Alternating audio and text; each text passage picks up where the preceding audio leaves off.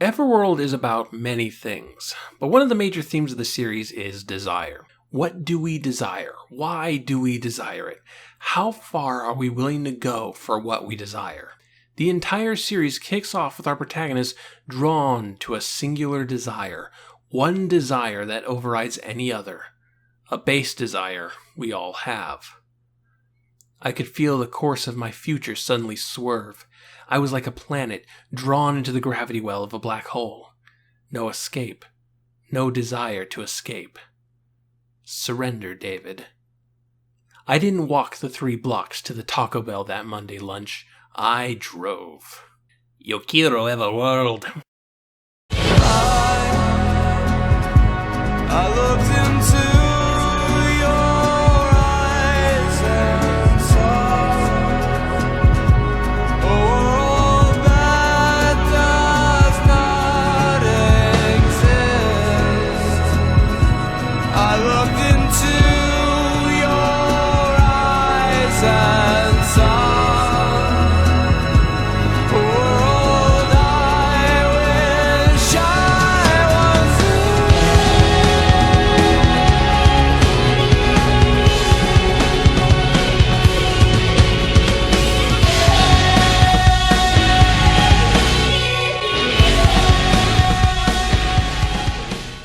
Okay, so there was this series. You might have heard about it in passing. It was called Animorphs. And Animorphs proved to be a pretty big success. Financially, it rivaled Goosebumps as Scholastic's best-selling property. Critically, it put Kay Applegate, the singular pen name of the wife and husband writing duo of Katherine Applegate and Michael Grant, on the map. Between 1996 and 2001, Animorphs became a huge franchise with 64 books, a 2-season television series, 3 video games, and a toy line. It built a dedicated fanbase that remains active to this day. None of which can be said of Everworld.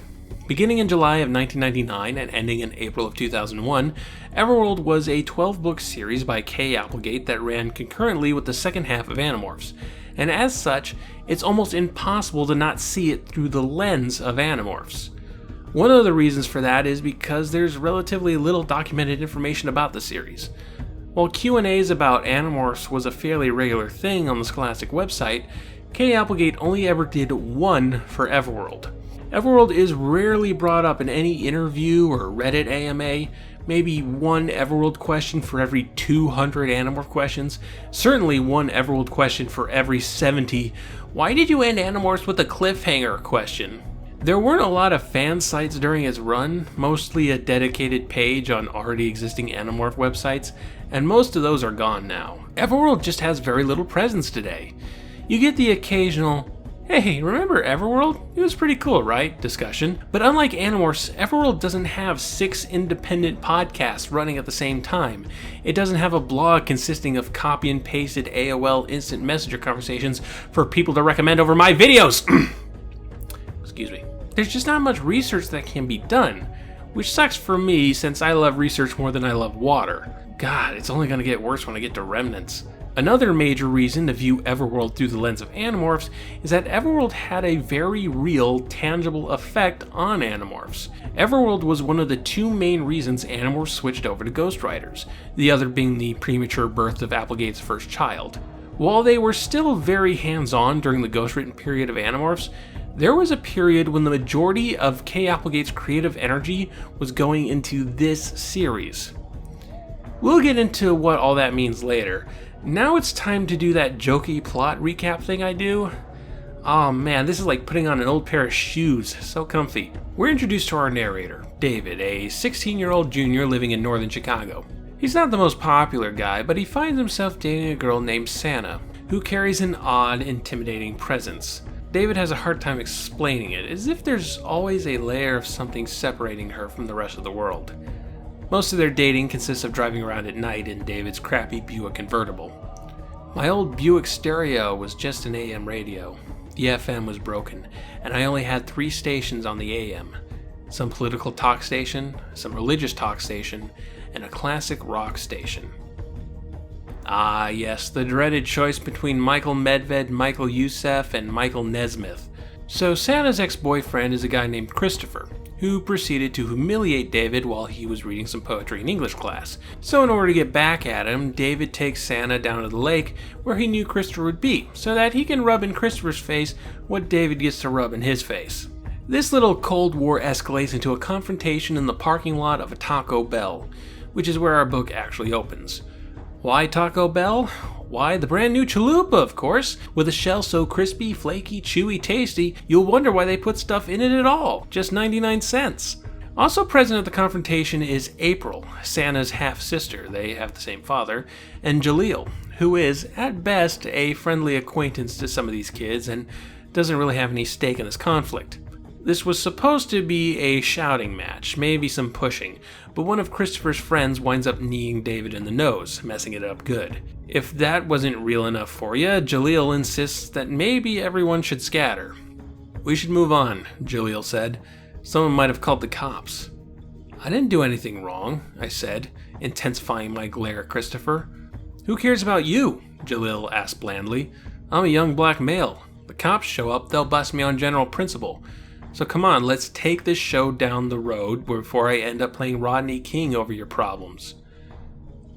"Yeah, the more things change, the more they stay the same." That was how we all came together the first time. Me wobbling along holding my face, Christopher propping me up and showing no sign of guilt as he made jokes at my expense, April thinking the whole thing was amusing and touching and idiotic, and Jaleel looking out for himself even while he helped me out.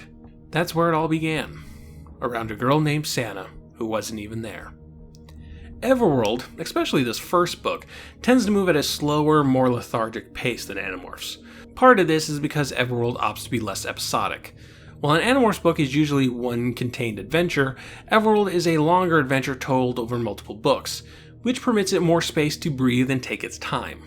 They're also slightly longer than Animorph books, usually averaging around 170 pages, while Animorphs averaged around 150. This first book, Search for Senna, is 208 pages, which is the exact same page amount as Megamorphs 3 Elfangor's Secret, and it's even 7 pages longer than one of the Doctor Who novels I've covered on this channel, Time Worm Apocalypse. Everworld is a series that gave itself a lot more breathing room per book than its contemporary. That's the structural reason. Stylistically, K. Applegate opts to slow things down with more character introspection, combined with a certain dreamlike vagueness to it all. This book is less about detailed descriptions and more about sensing emotional barriers and feelings, such as this moment when David considers Senna that evening. We drove to a place where we could watch the moon come up over the lake. I parked the car. I looked at her. I knew nothing about her. I knew her face, her eyes, her hair, nothing. What I knew about Senna Wales was really about me, not her. I knew that if only I could have her, if only she could somehow be with me, be a part of me, if only I could get up each day knowing she'd look at me, see me, smile at me, then she would be a wall to block out everything, a chasm between past and future. But that was about me. That was about the twist in my head. About her, I knew nothing. Everworld was a chance to stretch out some of the literary muscles Applegate wasn't using as much for Animorphs.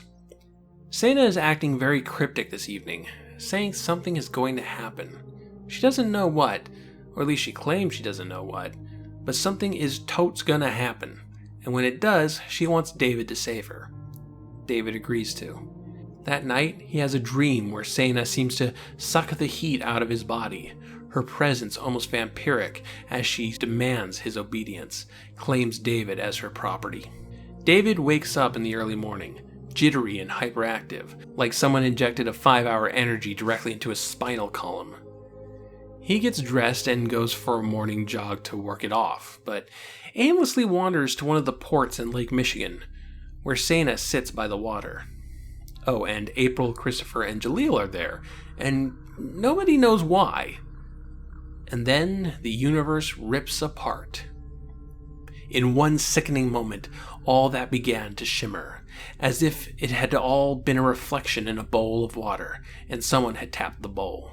It shimmered and sent a way of fierce sickness through me. The clouds twisted as if a tornado were forming, The pier seemed almost to curl like a pig's tail. I looked at Jalil. His face was turning inside out. Inside out! I could see the back of his eyes, the gray, wrinkled brain, the heaving, gasping trachea in his throat. I held my hands up instinctively, blocking that vision, but my own hands were twisted and deformed. The skin was flayed and spread out, as if I'd been skinned. I could see blood-soaked muscles beneath the white bones. I saw the arteries pumping blood up through my wrists. Oh my god, what's happening? I'm being torn apart! Help! Holy shit, help! Hey, wait, is that a cyst?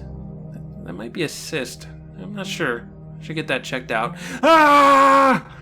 So a whole other universe seems to fade in, and from the water emerges an enormous wolf and snatches Senna.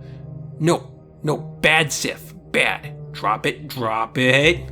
Well, when a giant dog steals your girlfriend, the only thing to do is to follow it through a boiling X-ray portal. So all four of our quote-unquote heroes, David, Christopher, April, and Jalil, give chase, falling out of their world and into another. As he's falling, David seems to pass through old memories. The first being a time he spent in summer camp as a child. Well, hey, that's nice. That should be pleasant, right? Awake, pretending to be asleep in my bunk, listening to the snores and farts and crying sleep mumbling of a dozen kids around me, pretending not to hear Donnie's footsteps. White nylon camp windbreaker bright in reflected moonlight, moving confidently, arrogantly. He had the power. The counselor. We were just kids. Why was he doing it? Why didn't he just go away? He stopped beside the same cot as before. It was wrong what he was doing. It was bad. Why didn't the kid cry out? Why didn't he yell? Save him, David. Don't pretend to sleep. Don't inch the blanket higher around your head. Don't press your hands over your ears. Don't. Oh. Well, that's... Wow, okay. Another memory. David in school, where he passes a room where a football coach is chewing out one of his players for poor performance. I mean, that's not very fun, but I'll take it over the child molesting camp counselor. Besides, it's a pretty stock scene. You've seen it in dozens of high school dramas on TV. You know how it plays out. I slow my walk and look through the glass door. Some kid from the junior varsity football team in jersey and shoulder pads, sitting there, head hung. You disgust me. You make me sick, your attitude out there on the field. You make me want to throw up. You might as well be a little girl. Are you a man, or are you some kind of faggot? Okay, it's now clear we have taken things to a whole new level. Animorphs was very mature, yes. Its use of violence and the exploration of war was exceptional. But on issues of prejudice, on issues of sexuality, gender, and race, Animorphs was almost cutely chaste. Whenever something did come up, it was almost exclusively presented through the metaphor of alien interaction, usually via Andalites. The Andalites are racist, the Andalites are ableist, the Andalites are patriarchal, etc. Humanity is rarely put under the microscope on these issues, and when they are, it's never as bad as the aliens. Homosexuality is only mentioned once in passing in the entire series. Cassie being black only became an issue once, and that was during a time travel adventure. Yes, racism was a problem in the past, but now it's 1996 and racism is over. None of these characters are having sex, or at the very least they have no interest in telling the readers they're having sex, as much as fanfiction writers believe otherwise, so that never became an issue. This is not a condemnation, by the way. Animorphs had its own set of thematic priorities, and I would argue that not covering this material works for that story because it helps sell the illusion of the safe 90s, that period of relative stability and peace, something pure for the invading Yeerks to corrupt. Everworld isn't about that. It has no obligation to the safe 90s, and therefore allows itself to embrace all the ugliness of humanity. And we end up with child molestation and aggressive homophobia in the span of a few paragraphs.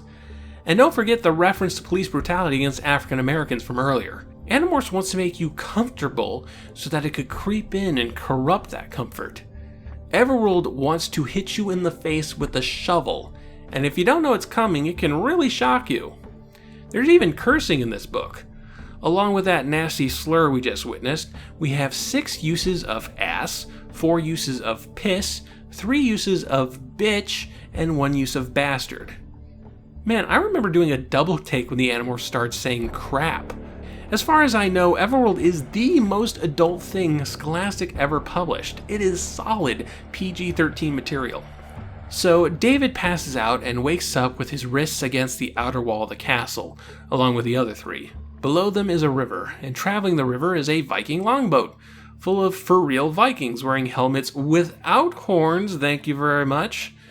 We get a lot of, am I dreaming? No, I must be the one dreaming. Well, this is clearly my dream, before a bunch of troll monsters pull them up and bring them forward to their master, Loki. The man sat in his throne, gripping the arms, slumped down with his chin on his chest.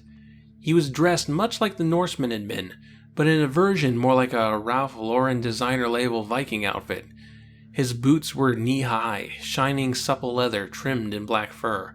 His trousers were deep green. The long belted shirt was gold chainmail. Gathered across his collarbones with a golden chain was a fur of some huge white beast. His hair was blonde, long and combed. His face was thin, cruel but not stupid. He was handsome in a way. Handsome like poisonous snake can be beautiful. Hey, you're not Tom Hiddleston. I want my money back. So yeah, the Norse god Loki, along with his son, the elephant-sized wolf Fenrir. Look, college was a weird time. Loki welcomes them to Everworld, and then demands to know where Senna is. Seems she slipped from Fenrir's jaws from the transition between what we'll come to know as Old World and this place, Everworld. And yes, I have accidentally called it EverQuest on multiple occasions. Loki refers to Senna as a witch, and apparently she's super important. Loki thinks these 4 might know where she is, so he rolls a 20 on his intimidation check and causes David to piss his pants. That's not a joke. David soiling himself in fear is actually a very crucial plot point, perhaps one of the most important pants pissings in literature history. I swear, I am being dead serious with this statement. You'll find out why in a moment. Loki realizes that these kids actually don't know what's going on, and so he tells his troll minions to toss them in the death pit. But not before our heroes witness a sudden meeting between Loki and some kind of humanoid insect monster we learn is called a Hetwan, who serves something called the Ka-Anor. Details are vague, but we can suss out that Loki and Ka-Anor made a deal with Loki promising to open a door to the old world. Loki tries to intimidate the Hetwan by explaining his reputation, which gives the book a good excuse for an exposition dump and lets Applegate brag about all the Norse mythology they researched. Do you see that? Do you know what it means, Hetwan? Odin, the All-Father, imprisoned me, bound me by enchanted chains across massive rocks, and he created a snake to writhe above my upturned face, a snake that dribbled its venom into my eyes. The pain. Loki flinched at the memory and swept a hand across his face, as if wiping something away. It was agony. Day after day, year after year. Odin meant me to lie there in agony forever, for the crime of killing Balder. But when the great change came, when Everworld was born, in the cataclysm I escaped. I lay in wait and I found the time. Loki's voice was a whisper now. And I found the way, and the weapon, and I seized the indestructible Odin, and now it is Odin who lies writhing in torment. Yeah, that sounds bad for Odin, but think of the snake. Poor baby must be so dehydrated by now. So the Hetwan, unimpressed, flies off to its master and the 4 kids are dragged away to their doom. All the while, David reflects on his wet pants and how utterly pathetic he is. All my life I'd wondered. Like every boy, like every man, maybe girls too, I don't know, but there has never been a male born who did not wonder whether he was brave, You hear stories, you read books about men who were brave when they had to be, men who had stood up against unbelievable odds. I'd failed, and not for the first time. I wasn't ready. I hadn't known it was going to happen, I told myself. This wasn't what I'd pictured. A war, maybe. Yes, I could be brave in a war. I thought about it many times. But this? My test had come and I wasn't ready. Oh, no excuses. Coward, coward! I'd wet myself like a little baby. I had cried. I would have begged if I'd had the chance. Oh my God, how could I be a coward? Now they'd kill me, and it would almost be a relief. How could I ever tell my father what I'd done? It's this boiling shame that causes David to suddenly grab a sword and stab their troll escorts to death. So I suppose we should get into these characters. There is, of course, a natural instinct to draw parallels between these characters and the ones in Animorphs, and I think they were designed with that in mind, especially David and Christopher, who are very clearly Jake and Marco analogs, the leader and the jokester. But David and Christopher are much more mean-spirited and, frankly, they're awful people. They're written that way, that's not a criticism. They're supposed to be these shitty human beings so that their adventures in Everworld can make them less so. David is one of the most well-written examples of toxic masculinity I've seen in young adult literature. Now, that term, toxic masculinity, that tends to ruffle some feathers, so let me be clear what I mean by that. Toxic masculinity is not the idea that masculinity is toxic. It is not saying that traits inherently viewed as masculine are bad. It instead is the suggestion that there is some kind of masculine ideal that must be attained to become a quote-unquote real man. That men who do not fit this ideal are in some way weak, that they're failures, that they are not real men. Feminine traits are in turn considered a bad thing, as exemplified by the football coach in David's flashback. He says, "You might as well be a little girl. Are you a man? Are you some kind of faggot?" Implying that being a woman or being gay is to be lesser than a straight masculine man. Here, David states that all men are concerned with bravery, that bravery is a required trait to be a real man. David fears that his very public display of fear makes him weak in the eyes of his peers and his family. He seeks his father's approval, David's role model in being a real man, even though his father isn't even there. David considers being a coward so awful that death is preferable. Death! That is not healthy behavior. It's clear that David has some very deep-seated issues stemming from his idea of masculine ideals, and he spends a lot of time in these books trying to redeem himself for this one display of fear.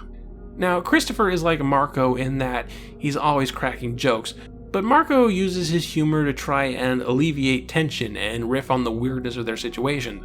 Marco's jokes are rarely mean-spirited. Christopher, on the other hand, makes constant jokes at the expense of others. Racist jokes, sexist jokes, homophobic jokes, and then whenever someone calls him out on it, he gets defensive. Hey, it's just a joke. Can't you take a joke? Consider Christopher's response when Jaleel tries to rationalize all the seemingly supernatural things they've seen. Christopher laughed. "You know, I thought all black guys in the Chicago area wanted to grow up to be Michael Jordan. You want to grow up to be Mr. Tuvok." "Who's Mr. Tuvok?" Jaleel said coldly. "And by the way, all black guys don't want to be any one thing." "Oh wait, no, we do all want not to be stereotyped by ignorant white trash." Christopher held up his hands, palms out, miming no offense. And that's one of the tamer examples in this series. We don't get too much information about Jaleel and April in this book. We'll explore their characters in greater detail in future episodes, but Jaleel has a very cold personality. He gives a vibe of mental superiority to those around him. He's smug about how smart he is. April is the nicest member of the group, but she also has the biggest character flaw out of all of them. She's a really big fan of Rent. So why are these characters like this? And why are they different from the Animorphs in these ways? Well, for one, they're older. They're in a much later stage of adolescence. The Animorphs started their adventures at the age of 13, while the characters of Everworld are 16 and 17. And a lot happens to a young person in those short 3 years. They begin to question authority, they begin to take more risks, they become more uninhibited in a time when they are being asked to decide on what roles they'll be taking in adulthood. This leads to a lot of conflicting emotions, and that can lead to less than ideal personalities. 16-year-olds tend to be insufferable. That's not an outsider judgment. I know for a fact that I was insufferable at 16. The Animorphs effectively skip this part of their lives. They're forced to go from their preteen years to adulthood pretty quickly to deal with their struggles. If the Yeerks hadn't shown up, there's a good chance the Animorphs might have ended up like the Everworld kids. I mean, consider Jake in number 1 The Invasion. His biggest concern was what his brother would think of him when he learned that he didn't make the basketball team. He felt he had an athletic legacy to live up to, and the fact that he didn't live up to it was shameful. It was only when he learned about an invasion of mind-controlling alien slugs that he was able to put into a greater context and realize it wasn't a big deal at all. David didn't have that, and now here he is, face to face with monsters and Old Norse gods, and he's worried that he isn't man enough. Also, they knew that Everworld would be a big crossover with the Animorphs audience. They had to have known that, and they went ahead and named one of their main characters, their narrator of their very first book, David. They knew what baggage that name had with Animorphs readers. Just food for thought. So the Everworld kids make a run for it, winding down a tunnel where they run into a room with a huge snake, like this thing could tussle with Godzilla huge, and the snake calls out to his father, Loki. Look, college was really weird, okay? After getting chased a while by trolls and Vikings, the Everworld kids are forced out of a hole in the wall hundreds of feet up from the river, which is super not survivable, but they have no choice. However, as they fall, some kind of force slows their descent, and they hit the water safely. Not far from where they land, they find a boat, and on the boat, they find fresh sets of clothes that fit them perfectly. Clearly, someone out there is looking out for them. They try to row out of there as quickly as they can, but there's a Viking village not a mile out of Loki's castle, and they're stopped and asked to identify themselves. They manage to convince the Vikings that they're a troupe of traveling bards here to entertain. Thankfully, April is a terrific singer, and they're led into the village. It's not quite what you might expect. For one, someone blind cast all the Vikings, meaning that there are black and Asian Vikings along with the typical image of the blonde-haired Norseman. Jaleel starts to notice other anachronisms. "Tobacco," Jaleel said excitedly. "Huh, it bothered me too," April said, "but I don't think it was the right time to bitch about a secondhand smoke." Jaleel waved his hand impatiently. Who cares about smoke? The man was smoking tobacco. A Viking! We all stared pretty blankly. I was busy trying to see a line of retreat if things got bad. Tobacco is a New World plant. So is corn and tomatoes. They were stewing up corn and tomatoes back there, none of which any real Vikings would have. "That's what you focus on?" Christopher asked. "You focus on tobacco and corn. The man's a living, breathing Viking, speaking English and living practically next door to Loki's happy little family, for God's sakes. Why wouldn't he have a stogie?" "It just proves it's not a dream," Jaleel said defensively. "I might dream about Vikings, and since I don't speak Nordic, they'd have to be English-speaking Vikings, but I'm not dumb enough to have a Viking firing up a Pentella, and I don't know why I'd come up with Asian Vikings. Black, maybe.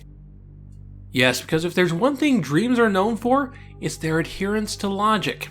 So we meet a couple of Vikings. There's Thorolf, a pleasant enough guy who gives them a guided tour around the village, and there's King Olaf, the Viking leader who lost a leg in battle with a dragon. Olaf quickly learns that these kids are Loki's escaped prisoners, but it turns out the Vikings aren't working for Loki because they want to. They're loyal to Odin and think they can free their god if they pay Loki's bounty. The bounty happens to be the head of the Aztec god Huitzilopochtli. Because Everworld isn't just the realm of the Old Norse gods, it's the realm of all the old gods. Aztec gods, Greek gods, Egyptian gods, Roman gods, Celtic gods, pretty much every god that is no longer worshipped on present-day Earth. Yes, K. Applegate has gone full Neil Gaiman on us. So the problem is that mere mortals can't kill gods. But King Olaf happens to be in possession of Thor's magic hammer. Thor himself appears to be MIA. Now, if I was trying to decapitate someone, a blunt hammer would probably be one of the last things I'd choose, but what do I know? So King Olaf brings the four under his protection, in part because he doesn't mind pissing off Loki, they'll all be done with him soon enough, and another because these kids are from the old world, and who knows what magics they bring with them from their ancient land. For the record, Jaleel brought a pocket knife, and April has the soundtrack of Rent on CD. I wasn't kidding about Rent. So the Vikings plan to sail out to the Aztec lands the next morning, and the four kids are given a place to sleep for the night. That brings us to the matter of what's happening in the old world in their absence. We learn that the four of them still actually exist in the old world. Their bodies seem to be running on autopilot. They go to school, they eat, they go to their jobs, but when the kids go to sleep in Everworld, their consciousnesses return to their old world bodies, at least until they're woken back up in Everworld. It's crazy complicated, made more so by the fact that time moves slower in Everworld. A day over there equals about 3 in our world. So it becomes a complex game of bouncing between both worlds, trying to arrange meetings, trying to figure out what the hell is going on. And it's not like the autopilot versions of themselves can't sense something is wrong. Lunch. Outside the cafeteria, out in the common. It was a nice day. Not night, day. Not Starbucks, not my car. School. You two must have woken up, April said, looking at me and Christopher. Jaleel jerked his thumb at me. No, he's just crossed over. You can tell by the confused where am I look on his face. I'm here, I managed to say. Someone stepped on my hand, woke me up. Christopher's looking at the stars. Christopher made a face. I am not looking at the stars. I am right here looking at the three of you. Just because the other me isn't here doesn't mean I'm deaf, dumb, and blind and you have to act like I'm some senile old man. Everworld Chris, popped in yesterday evening, so I got a memory update. I know about the Viking ship and us, you, whoever, being on the way to start some trouble with frickin' Tex. Both versions of him are equally annoying, Jaleel said to April. A second later, Christopher frowned, his face confused. Meeting called to order, Jaleel said sardonically. Other Chris has joined us. Senna is still missing from the old world, but her father and stepmother don't seem all that worried about it. In fact, they seem relieved. David sneaks into Senna's bedroom, which seems artificial, like it was a photograph from a catalog, and there's a notable lack of mirrors. Nothing is making sense. Before you know it, the four kids have loaded up onto the ship, and the whole Viking fleet sails out to Aztec land. David, his masculine pride still bruised, finds the Viking life rather appealing. It's all testosterone all the time. Big guys with big muscles covered in battle scars, sailing directly into danger because they can. He talks about it a bit with Jaleel. Get married, have kids, buy a nice car, buy a house, water the lawn, shop with your wife, watch TV. You ever think about that? Going to work every day, kissing someone's butt. Someone's, it doesn't matter whose. Some boss you have to tell, yes sir, brilliant idea, sir. Maybe I'm the boss, he said with a small smile. Maybe you are, so it's someone else kissing your butt. Is that better? I mean, high school is 4 years, and it seems like forever. You work for 30, 40 years. 40 frickin' years, getting in the car, driving through traffic, dealing with BS, driving home, and taking the kids to buy sneakers? I realized April had come over. How long she'd been listening, I didn't know. And you don't want all that? She asked me. Maybe, someday, I said. I don't even know if I'll go to college, but my mom's looking at an MBA for me, and I go along mostly. Why? Because I care about business? No, because everyone's on me about my future. Gotta get the grades so you can get to a good college, so that you can get a good business school, so that you can get with some big firm where you shuffle papers and tap a keyboard, and that's it, man. That's your life. till you get old and wonder what the hell you did with your life. That's not life. Not for a man, anyway. April cocked an eyebrow. The way you describe it, it doesn't sound like life for anyone. That won't be my life. You leave out all the good stuff. Friends and family, kids, the things you love to do. I waved my hand, dismissing it all. There used to be adventure, you know? Going west in a wagon train, or going to war, or exploring someplace no human has been before. Now what do we have? Look at Sven. Look at that guy. He's my age. Look at his life. Then look at mine, or Jalil's, or yours. April barked out a laugh. He can barely talk because someone rammed a sword through his mouth. I nodded. You know the difference between him and me? We're both about 16. But he's a man, and I'm a boy. At the same time, when David received a blow to his masculine self-worth, he stumbled upon a hyper-masculine culture for him to emulate and praise. Now let's be clear about something. The Vikings are not good guys. They may have been fun to read about, and they're helping out our protagonists, but they are still invaders. They raid and pillage unprovoked. They're rapists and murderers. Their pride doesn't allow for any kind of peace. But for David, they represent the masculine ideal. They're real men. And as they approach the coastal city of the Aztecs, he insists he be given a weapon and join in on the fight. He's so overcompensating that he's willing to kill people he doesn't know, for a conflict he is not a part of. And it's not like he'd be much help. He's not a warrior. He's a skater punk from Chicago. The book ends with the Vikings landing and taking the fight to the Aztecs, David flailing around like a madman. And then, from the temple in the middle of the city, he arrives. He was shaped like a man, blue and the blue of the sky late in a summer day. His face was striped horizontally with bands of blue and yellow.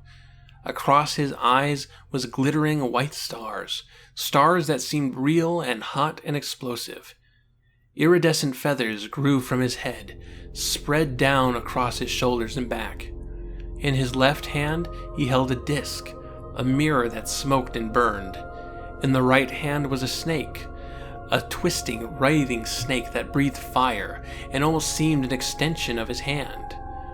His other hand, the one that held the mirror, dripped red. It dripped red, and you knew deep down that it could never, would never be wiped clean. Huge! How could he be so huge? How could his shadow fall on me all that distance away? And how could his shadow reach inside me, down to my soul? I had felt dread in Loki's presence. This was different. This was the heart and soul of evil. It was corruption and filth and torture and madness. This was Huitzilopochtli, blood-mad god of the Aztecs. Follow-up. Now, I am skimming a lot of stuff here. There's a lot more details I could get into. This is a very dense book. It has a ton of ideas, but we would be here all night. Everworld number 1, Search for Senna, is all set up. It's all first act stuff.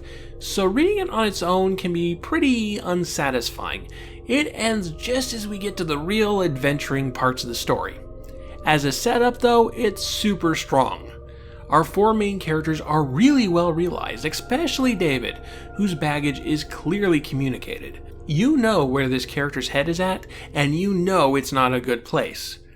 It's interesting that they started this series with a narrator that clearly has some damage to work through.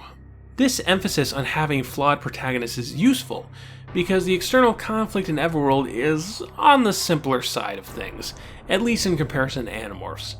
The threats of Loki and the Hetwan are much more straightforward. They're very upfront. They're not infiltrators, and when you're dealing with mythical creatures and gods, there's usually less shades of gray. Let's just say that the Hetwan are not the Yerks in terms of complexity. There are more absolute evils in Everworlds, and very few truly good people. If one of the main ideas of Animorphs is what you thought was a bad guy actually isn't, then Everworld responds with, What you thought was a good guy actually isn't. The tone of these books are even darker than Animorphs. Believe it or not, there's less room for hope and happiness in this setting. It's dreary, but it is well written dreary.